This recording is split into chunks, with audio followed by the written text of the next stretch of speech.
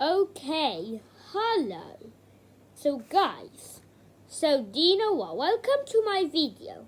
I have wrote a whole page. Well, not the whole page on the back side.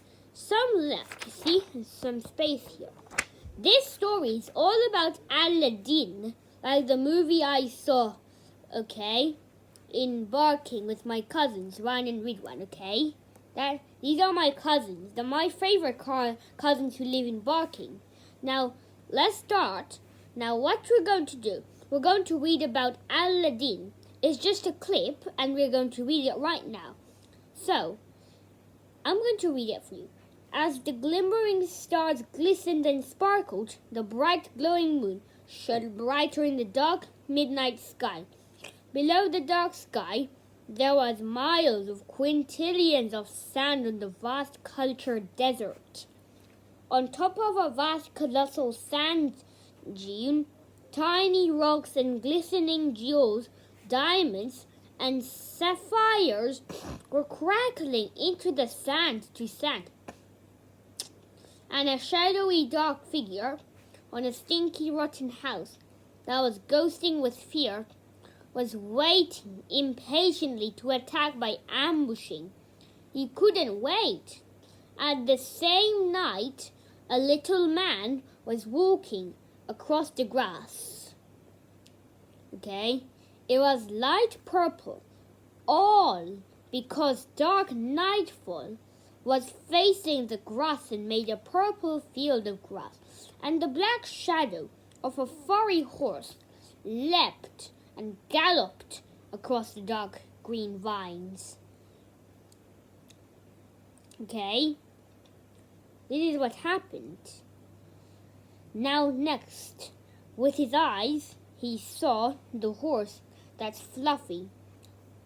Okay, whilst he's walking across the purple grass, but he paused and looked for not long. It was dark as the moon got bright between all of the dazzling stars. He was a squat man and he wore bright white and brown raggedy clothes. The horse name was Jafar. "You're late," bellowed Jafar. The man's name was the servant. "1,000 apologies." "Oh, tall and patient one," told servant. "You have it then?"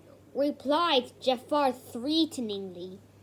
"I had to slit a few throats, but I got it," snarled the servant. Ah, the treasurer. It's just only speech, because it's still what Jafar was saying. Okay, then Jafar said angrily, "You'll get what's coming to you." This is what he did. In a blink of an eye, the horse Jafar held the two bugs together, and they glowed as light like fireflies. Strongly, Jafar beheld the two glowing fireflies of objects to show him, the servant, that he's really angry. The bugs of objects were precious.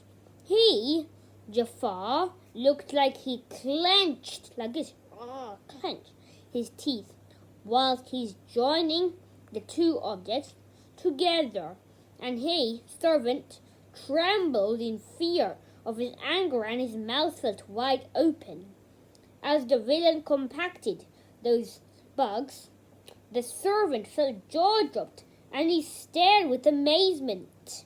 Then in the blink of an eye, the two brown insects became one, and at last the insect finally came to life with action.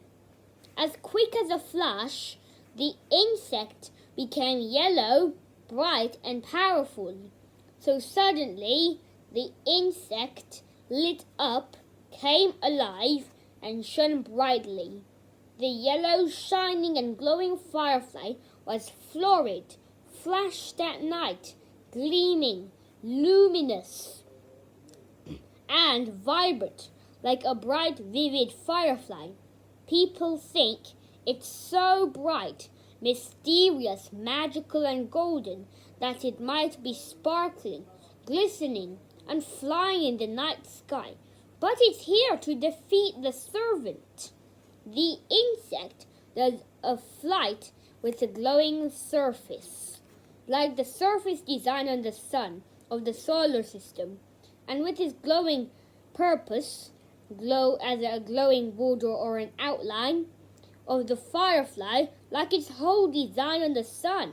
But its shape is different, like a fly instead of the sun. But it is a fly, a luminous fly.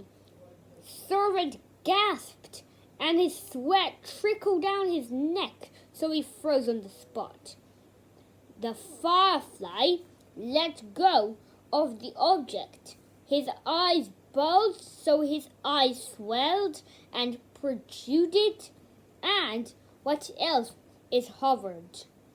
He, Jafar, saw and watched it hovering, not because of the coldness at night, but he did, because of the scare as fear. He looked the firefly bug. Frighteningly, the scared servant must run away before he gets attacked by Jafar. What will happen next? This is only a clip, and I'm going to say the next part the next day after the video. So bye!